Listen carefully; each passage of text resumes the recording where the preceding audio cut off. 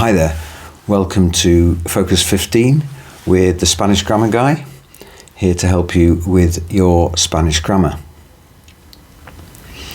Today we're going to master ordinal numbers in Spanish, and unlike cardinal numbers, which we use for counting 1, 2, 3, 4, etc., ordinal numbers are used for showing order, ordinal order, sequence or rank, so first, second, third, fourth, for example.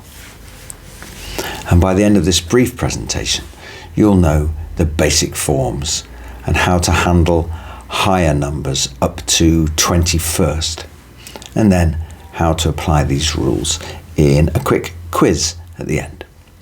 So let's dive in. Let's briefly review the foundations. So from 1st to 10th are primero, segundo, tercero, cuarto, quinto, sexto, séptimo, octavo, noveno, and décimo. Notice the accent there on décimo.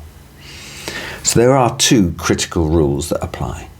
First, these words must match the gender and number of the noun, so they act like adjectives.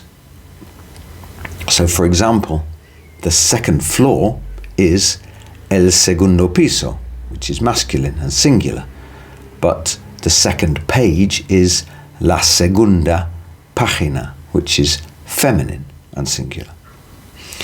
Secondly, and a bit strange, admittedly, primero and tercero only drop their final o when placed directly before a masculine singular noun. So we say el primer tren for the first train and el tercer año for the third year. We take the o off the end of primero and tercero. So let's now look at 11th to 21st.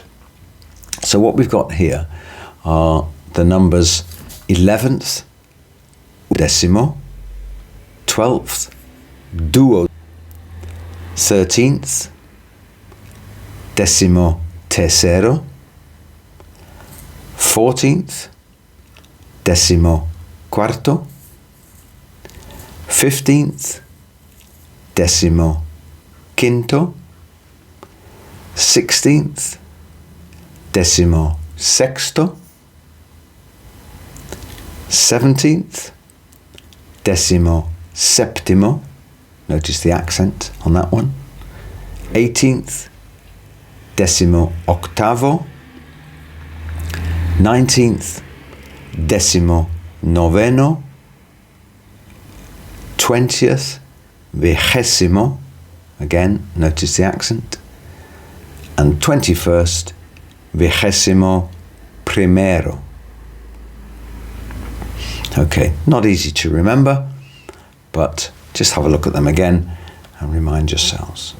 So 11th and 12th have unique roots, décimo and décimo.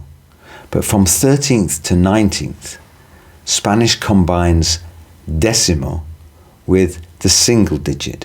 So décimo tercero, décimo cuarto, décimo quinto, for example. 20th becomes vigésimo. And to make 21st, we combine them. So for example, we have vigésimo primero. So the rule dropping the o from primero and tercero also still applies here. So for example, if you are in the 21st century, you would say el vigésimo primer siglo, because siglo is masculine and singular. We have to drop the o from primero. Okay, let's have a look at a quiz, test some of your knowledge here. Look at the screen and try to choose the correct translation for these 5 examples. And of course, I'll give you a moment to think about each one. So, for example, how do you say the first day? Is it A, B, or C?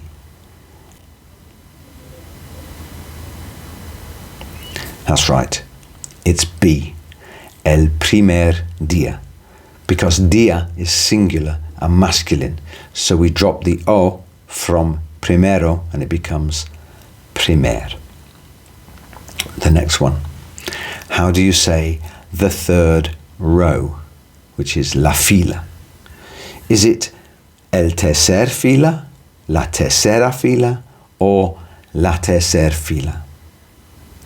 For number 2, it's la tercera fila, because fila is feminine. We don't drop the a off the end. Tercera fila. So now translate the 20th century. Sorry, the 20th anniversary, which is el aniversario. Is it A, el 20º aniversario, B, el 10º aniversario, or C, el 12º aniversario? And of course, it's A, el 20º aniversario. So how do you write or say the 15th episode, el episodio? Is it el 10º episodio, el 15º episodio, or el 14º episodio?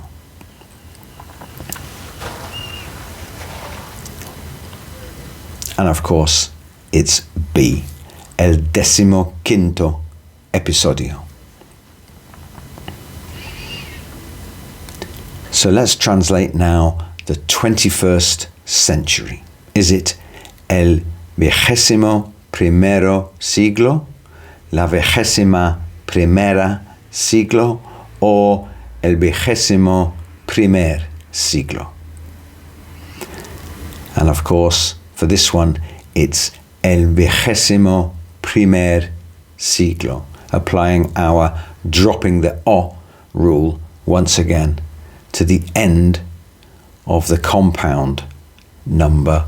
Primero becomes primer. Okay, I hope that has helped your understanding of ordinal numbers in Spanish. That's it for now.